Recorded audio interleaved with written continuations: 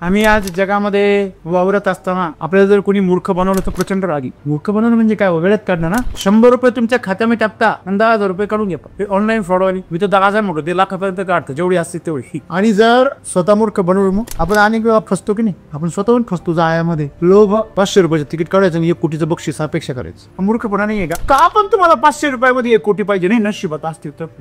तुझ्या नशिबामध्ये कष्ट पण लिहिले ते कर ना. मूर्खाची व्याख्या काय, आत्मघात करणारा जो व्यक्ती असतो, जो स्वतःच नुकसान करून घेतो, त्याला काय म्हणतात, मूर्ख. मग तुम्हाला काय वाटतं, आतापर्यंत तुम्ही तुमच्या आयुष्यामध्ये मागे वळून बघा, तुम्ही कितीतरी वेळा स्वतःचं नुकसान स्वतःच करून घेतलं. कशामुळे, तुम्हाला हौस आहे का? अजिबात नाही. अज्ञान, अहंकार, आळस, या 3 कारणांमुळेच आपण नुकसान होतं. सांगायचं तात्पर्य काय की आपण दुसऱ्याने आपल्याला मूर्ख बनवलं असं ज्यावेळेस तुम्हाला वाटेल, तुमचं काहीतरी नुकसान झालं, हे माझं नुकसान कोणी केलं, कोणामुळे झालं, तर ते माझ्यामुळे झालं, संपला विषय. तुम्ही म्हणाल अरे मी तर काहीच नाही केलं, त्यांनीच केलं, त्याला ती करण्याची संधी का मिळाली? ही परवानगी कोणी दिली तुम्हाला माहितीये का? तुमच्या परवानगीशिवाय कोणीच तुमचं मन दुखू शकत नाही. तुम्ही त्याला परवानगी देता. सांगण्याचे तात्पर्य आहे की आपण मूर्ख असतो पण दुसऱ्याला मूर्ख समजतो. आणि म्हणून सद्गुरू आम्हाला सांगता की जेव्हा जेव्हा तुम्हाला जीवनामध्ये कुठेतरी फसल्यासारखं वाटेल, तेव्हा तुम्हाला कोणाला तरी दोष द्यावा असं वाटेल की याच्या मूर्खपणामुळे माझं हे नुकसान झालं. समजा तुम्ही बॉस आहात, तुमच्या कर्मचाऱ्याने असं केलं, मग तुम्ही म्हणाल त्याच्या मूर्खपणामुळे माझं नुकसान झालं, मग मी मूर्ख कसा? त्याला ठेवणारा कोणी? हे आम्हाला समजणं गरजेचं आहे की आमच्या जीवनामध्ये जे काही घडतं त्याला जबाबदार मीच आहे.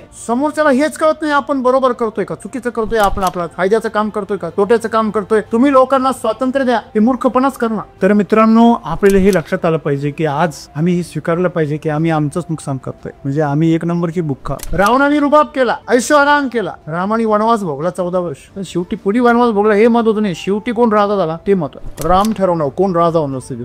मूर्ख शिरोमणी होता ना तो रावण. आणि म्हणून रावणासारखा माणूस जर मूर्ख शिरोमणी असेल तर आम्हाला स्वतःमध्ये मूर्खपणा शोधायला काय प्रॉब्लेम आहे? म्हणजे आपण एक लक्षात ठेवलं पाहिजे की दुसऱ्याने आपलं नुकसान कधीच होत नाही, आपणच आपलं नुकसान करतो. आपल्या परवानगीशिवाय होत नाही म्हणजे नाही. जर कधी असं वाटलं जीवनामध्ये की कोणीतरी तुमचं नुकसान करतंय, समजून घ्या का नुकसान करणारा मूर्ख तो नाहीये, आहे. आणि म्हणून जीवनामध्ये जेव्हा अपयश येईल, नुकसान होईल, अपमान होईल, काहीतरी तुम्हाला कमीपणाची जाणीव होईल, तेव्हा तुम्ही स्वतःमधला मूर्खपणा शोधला पाहिजे. मी कुठे, मी काय करतोय ज्यांनी माझं नुकसानात मीच करतो. स्वतःचा मूर्खपणा कळला पाहिजे लक्षामध्ये. आणि जेव्हा आपल्याला आपला मूर्खपणा कळतो तेव्हा आपण त्या मूर्खपणातून बाहेर पडण्याचा प्रयत्न करतो. आणि त्यालाच बुद्धिमत्तेच्या दिशेने पहिलं पाऊल असं म्हणतात. आणि म्हणून तुम्ही मूर्ख आहात हे जेव्हा तुम्हाला कळायला लागतं, तुम्ही स्वीकारता, हेच तुमच्या बुद्धिमत्तेकडे जाण्याच्या दिशेचं पहिलं पाऊल आहे. शहाणपणाचं पहिलं पाऊल आहे. कमी वेळ आहे आणि मला शिकण्याची गरज आहे. When you are green you are growing. जो पण तुम्ही हिरवे आहात ना, तोपर्यंतच तुमचा विकास होणार आहे. When you will write you will fall down. तुम्ही पिकले की तुम्ही गळून जाणार आहे.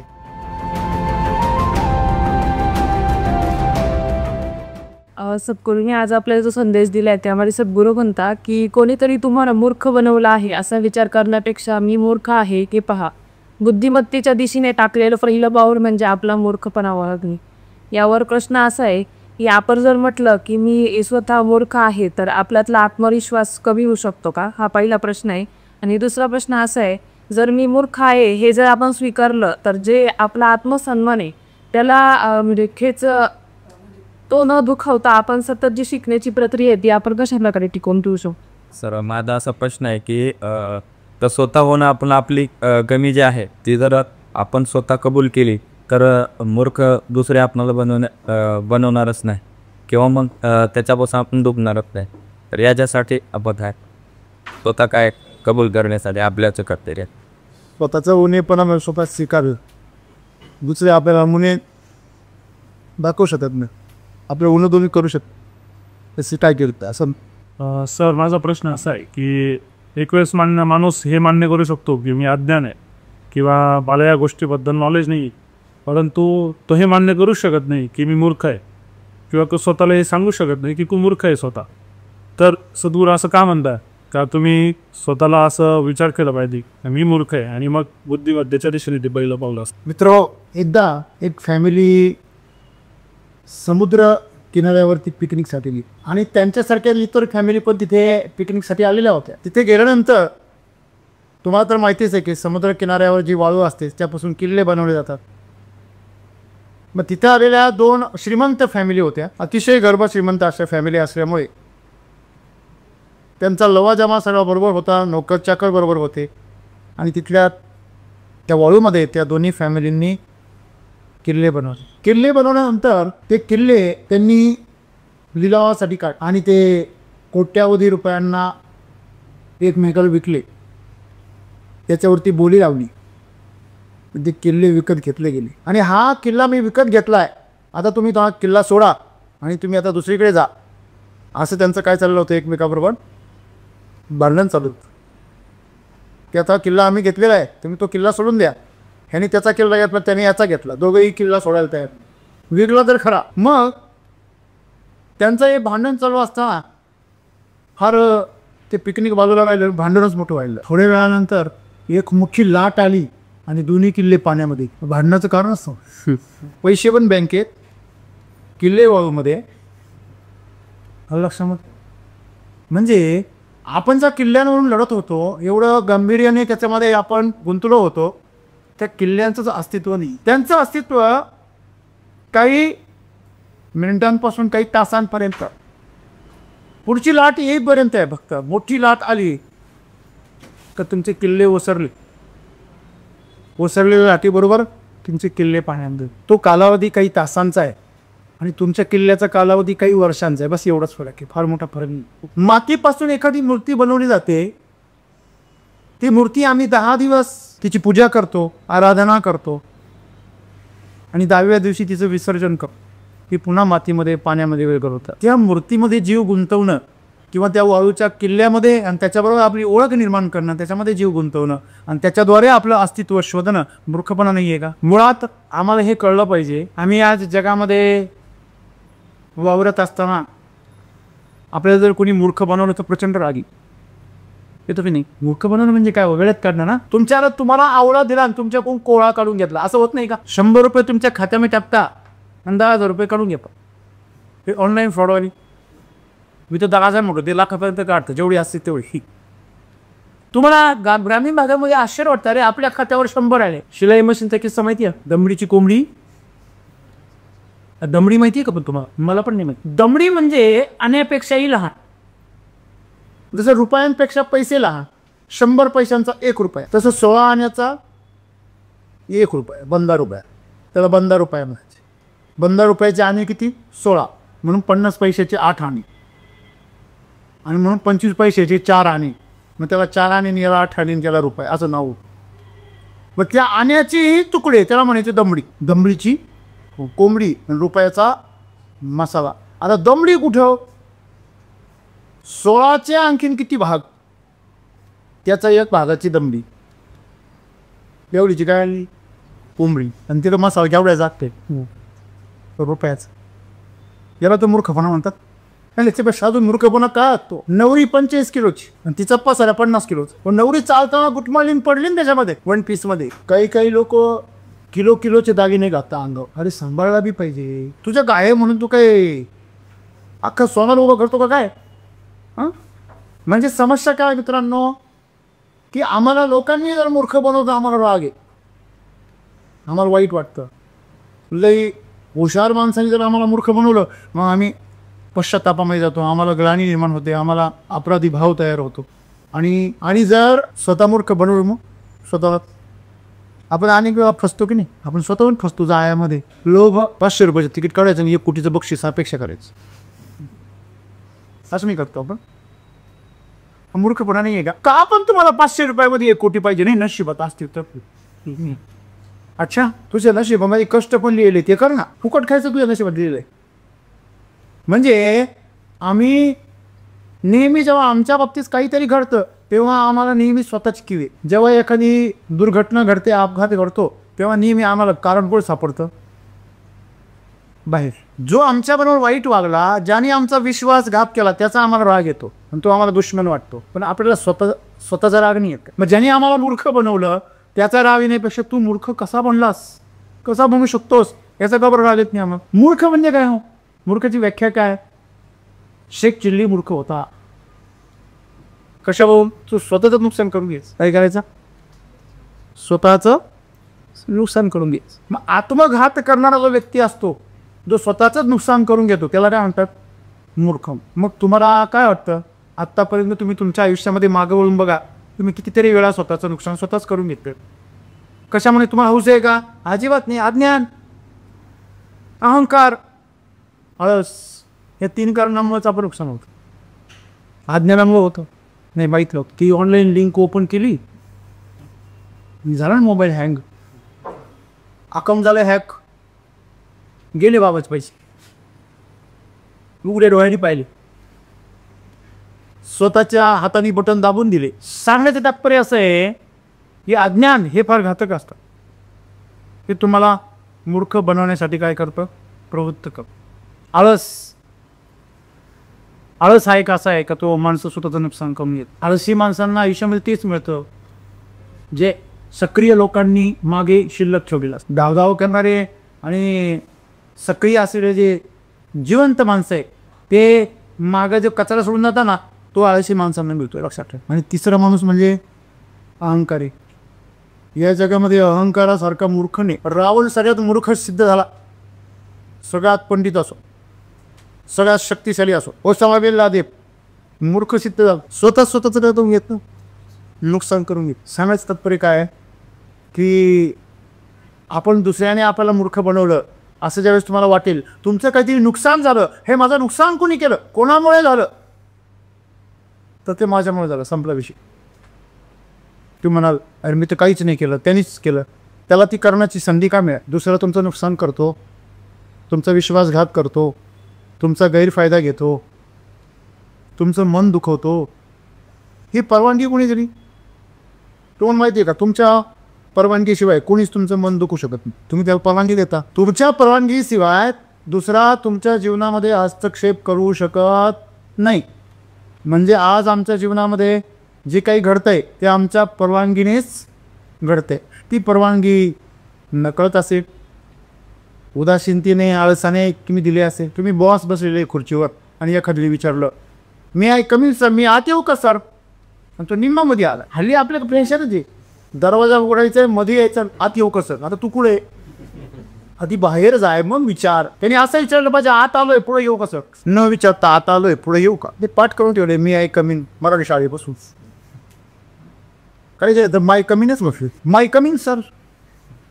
कुठून काय आलं काही तपास नाही जाय. तो स्वतः आला आणि माईला सांगतोय माय घरी बसत. म्हणजे आपण तो आतमध्ये येतो आणि मग परवानगी विचार. बरोबर आहे ना. आजचं जे जग आहे, मान न मान मै तेरा मेहमान है की नाही. लोक बिल्लाचं सारखी येऊन बसतात कुशल जगाला सोबत करतात आपल्यावर. एकदा एका पार्कमध्ये बगीच्यामध्ये एक मुलगी आणि मुलगा, तरुण मुलं शेजारी एकमेकाकडे पाठ करून बसले होते.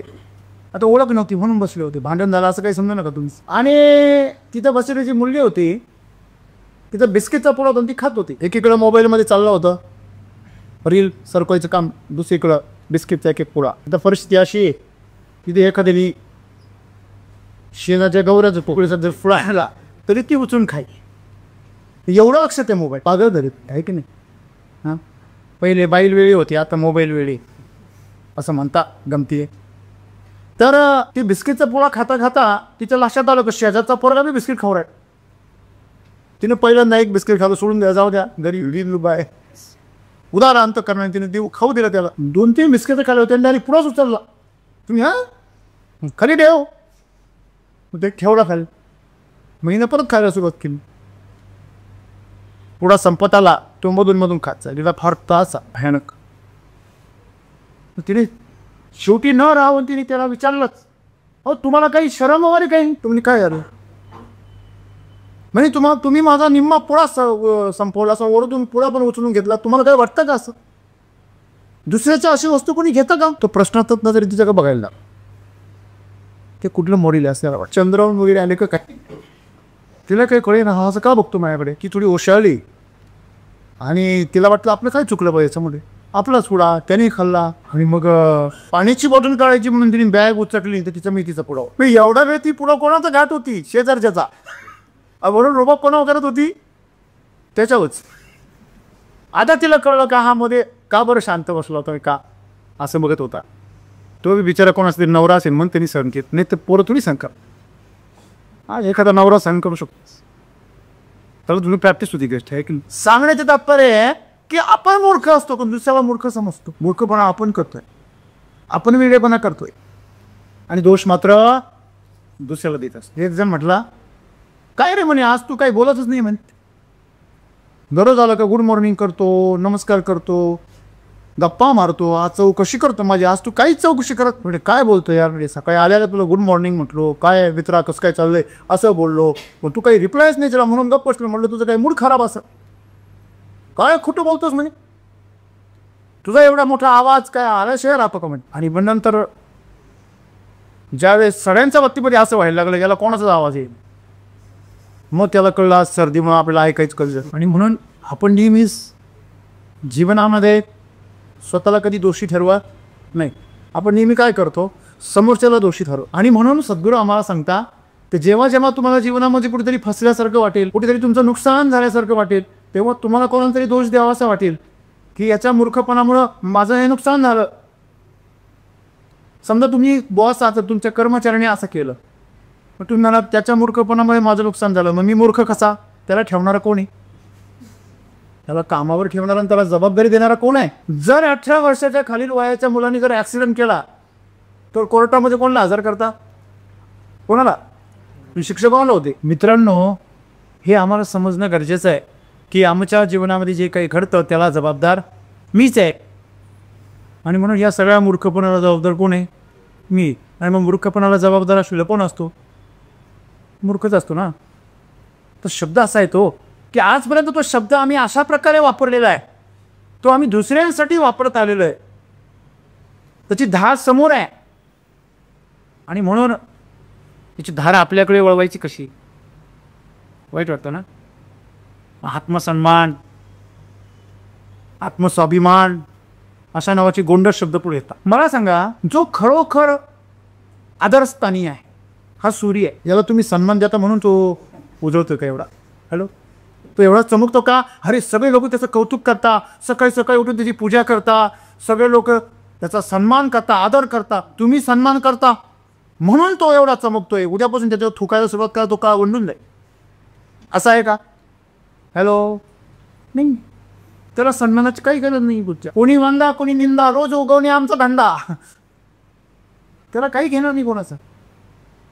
तो तुमच्या प्रशंसेने ओरळून जात नाही, आणि तुम्ही केलेल्या द्वेषाने आणि तुम्ही केलेल्या आरोपांनी तो काय वळून जात नाही. का, त्याला माहिती मी सूर्य आहे, माझ्या एवढं कोणी तळपू शकत नाही, जळू शकत नाही. माझं एवढं चमकायचं असेल तेव्हा जळावं लागेल तेवढं, आहे की नाही. आणि जो आतूनच जळलेला आहे, जो प्रचंड प्रखरतेने तेजाने पेटलेला आहे, त्याला काय तुमच्या आत्मसन्मानाची गरज आहे. हॅलो, मी गमतीने म्हटलं ना की कालच्या मीटिंगमध्ये कमीत कमी कुणी नाही तर सकाळी सकाळी अहो उठा ना एवढं म्हणणारं एक माणूस जरी असलं तरी जिवंत असल्यात आनंद, आपले जग आपल्याला बुरखात काढित म्हणजे तरी आहो. हे असे उसने सन्मान तुम्हाला कशाला, आधी डोक्यावर बसवायचं, नंतर पायदळी तुडवायचं, आधी पाया पडायचं, नंतर पाया धरून ओढायचे. पाया पडणारेच तुम्हाला पाय धरून ओढतात, हे लक्षात ठेवा. तेव्हा सगळ्यात जास्त धोकेदायक हे पाया पडणारे असतात. तेव्हा बघा साधू संत दुरूनच, प्रेमानंद महाराज डायरेक्ट हे कंपाऊंडच करू घेत, सगळे डोंगर दुरूनच साजरी बरे. का, कारण आज मूर्खांचा बाजार आहे. समोरच्याला हेच कळत नाही आपण बरोबर करतोय का, चुकीचं करतोय, आपण आपला फायद्याचं काम करतोय का, तोट्याचं काम करतोय. तुम्ही लोकांना स्वातंत्र्य द्या, ते मूर्खपणाच करणार. गरिबीत माणूस जेवढा शिस्तीत राहतो ना तेवढा श्रीमंतीत राहत नाही. जेवढा मूर्खपणा तो श्रीमंतीमध्ये करतो तेवढा गरिबीत राहत नाही. कपडे फाडायचं काम कोण करतं, नले कोरे कपडे फाडून घालायचं काम कोण करतो, हां. चित्र विचित्र वगैरे कोण घालतं, तुम्ही गरिबाचे पोरं पाडत कधी नाही. हिरो हिरोईन्स काय घालतात ते त्यालाच कळत असतो. त्यांना फक्त विचित्र दिसायचंय का, लोकांनी पाहिलं पाहिजे.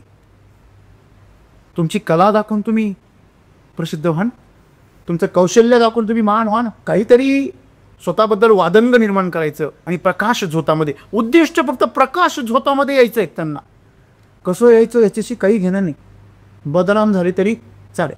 मग ते म्हणे ना, गुमनाम होणे से बदनाम अच्छे, तेच पकडले त्यांनी. म्हणजे त्याच्याच मागे बदनाम होणे बहुत आसान आहे ना. स्वतःहून स्वतःच्या काही अफवा पसरून द्यायच्या आणि चर्चेमध्ये यायचं, असे काही फार लोकांना विचित्र काहीतरी बोलायचं आणि चर्चेत यायचं, अशी सवय असते. काही चित्र काढता येत नाही मग विचित्रकार असे. विचित्र करायला काय नुसतं चिरखुड्या ओढायचे बस झालं का. तर मित्रांनो, आपल्याला हे लक्षात आलं पाहिजे की आज आम्ही हे स्वीकारलं पाहिजे की आम्ही आमचंच नुकसान करतोय. म्हणजे आम्ही एक नंबरची बुक्का. आम्हाला जे जीवन असं हवं आहे त्या जीवनाची अपेक्षा आम्हालाच नाही. काही माणसांना तुम्ही चांगल्या बातम्या सांगा त्याचा विश्वास बसत नाही. बघा तुम्ही, हॅलो, आजचं जग फार विचित्र आहे. तुम्ही चांगल्या बातम्या सांगा, तो व्हिडिओ, तो जो रील आहे, तो पोस्ट आहे, ती जास्त व्हायरल नाही होत. तुम्ही वाईट सांगा, तुम्ही विचित्र सांगा. आपल्याकडे मराठीमध्ये फार विचित्र म्हणे, बैल गाभत 13 महिने, ही म्हण प्रसिद्ध झाली. तुम्ही गाई गाभण 9वा महिना म्हणा, पुढे ऐकणार काही विशेष. मूर्खपणा करा आणि एकदम प्रसिद्ध. बिग बॉस मध्ये तो पोरगा आला होता ना, एक नंबर काय ते तुम्हाला माहिती आहे. पण तो नसावा का असावा हा मुद्दाच नाही. मुद्दा काय आहे की वेळे चाळे करणारी माणसं तर तुमचे आदर्श निर्माण करत असतील, विकृत काहीतरी. तर हे समाजाची दृष्टी मूर्खांच्या रांगेमध्ये पुढे चाललेली. मूर्ख शिरोमणी तुम्ही बनण्याच्या मार्गावर आहात. आणि म्हणून आज मूर्ख शिरोमणी तुम्हाला बनण्याच्या मार्गावर खूप जण दिसतील. मूर्ख शिरोमणी म्हणजे काय? आज समाजात मला स्वतःचं नुकसान करण्याच्या मार्गावर. आज रासायनिक शेती करून कोणाचं भलं झालंय? हॅलो, नुसतं पैशाच्या मागे पळून फक्त पैसा जमा करून कोणाचं भलं झालं? आता कालचं उदाहरण पहा. कुठला तरी तो या आयुक्त आहे, आदल्या दिवशी बघा ना, आदल्या दिवशी रिटायर झाला आणि दुसऱ्या दिवशी ईडीनं छापेमारी केली. आणि नोकरीमध्ये जेवढं कमावलं होतं 2 नंबर ते सगळं बाहेर काढ. काही तर म्हणे सगळे कागदपत्र घेऊन जाळून बाथरूममध्ये जाऊन लपून बस, दरवाजाच लावून घेतं, उघडलाच नाही. काय अवस्था आहे? हे मूर्खपणा आहे का शहाणपणा आहे? आयुक्त पदावरचा माणूस ज्याच्या ताब्यामध्ये अख्खा जिल्हा असतो, वयाची सगळी वर्ष लोकांनी साहेब साहेब म्हणून नमस्कार केला, ते सगळं नाटक होतं ना. जेवढे कमावलं म्हणजे नुसतं पैसा नाही हो, संपत्ती नाही, एक नाव, मान सन्मान, आदर, तो सगळा एका क्षणात काय शिल्लक राहिलं मागे? ठीक आहे, उद्या सुटेल किंवा काय, तो भाग वेगळा. परंतु गुमनाम है कोई, गुमनाम हो जाएगा.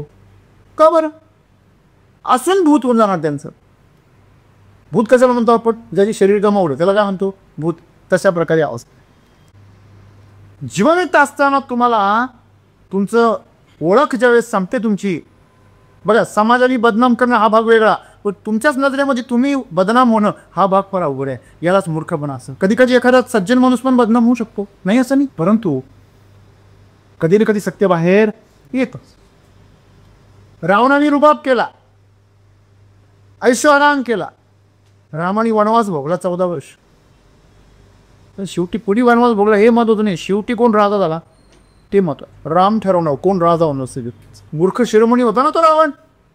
आणि म्हणून रावणासारखा माणूस जर मूर्ख शिरोमणी असेल तर आम्हाला स्वतःमध्ये मूर्खपणा शोधायला काय प्रॉब्लेम आहे?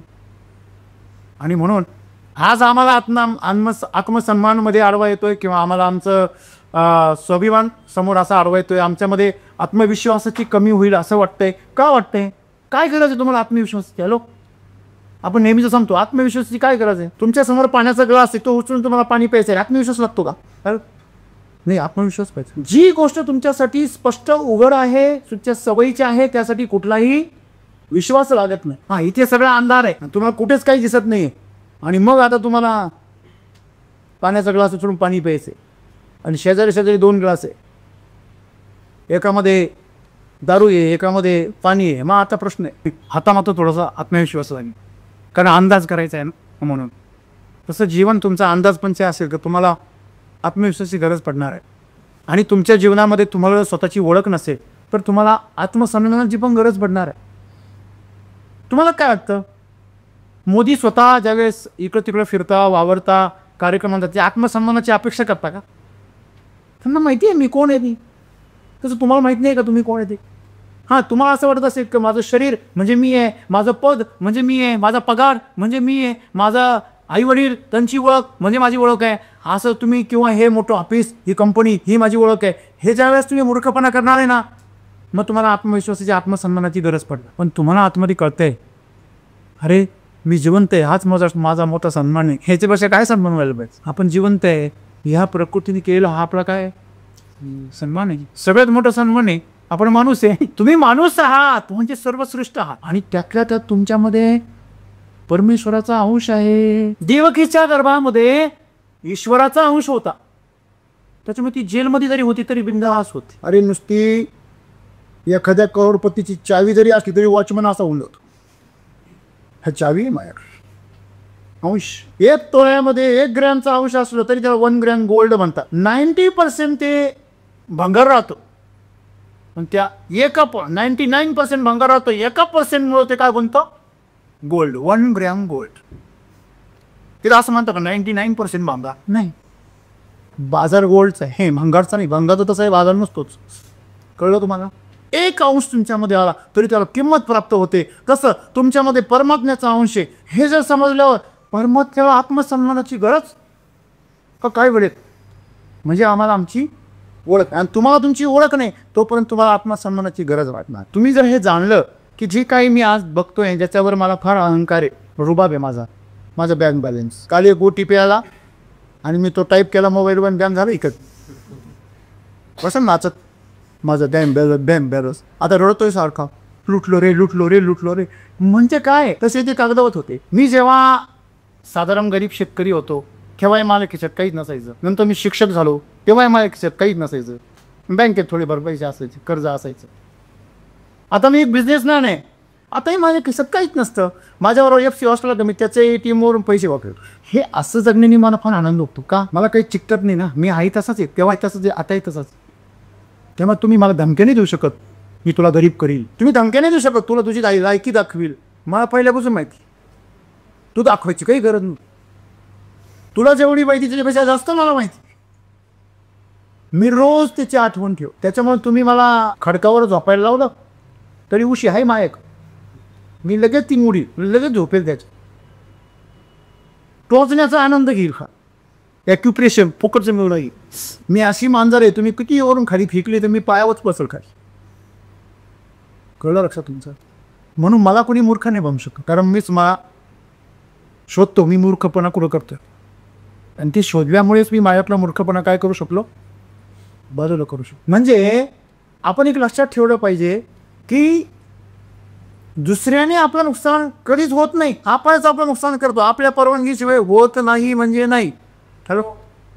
तर मी आजपासून एक खुणगाड बांधा, जर कोणी मूर्ख असेल या जगामध्ये तो कोण आहे?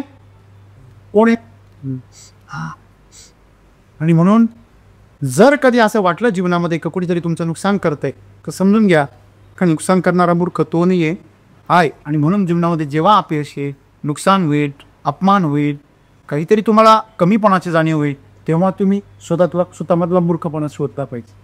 तर मी कुठे, मी काय करतो ज्यांनी माझं नुकसानात मीच करतो, लक्षामध्ये त्यांनी कुठला आत्मसन्मान तुमचा गमावत नाही. म्हणजे अगोदर वाळूमध्ये किल्ला करायचा आणि नंतर तो धुवून गेला म्हणून रज बसायचं, हे असं आहे. तो आत्मसन्मान काय कामाचा?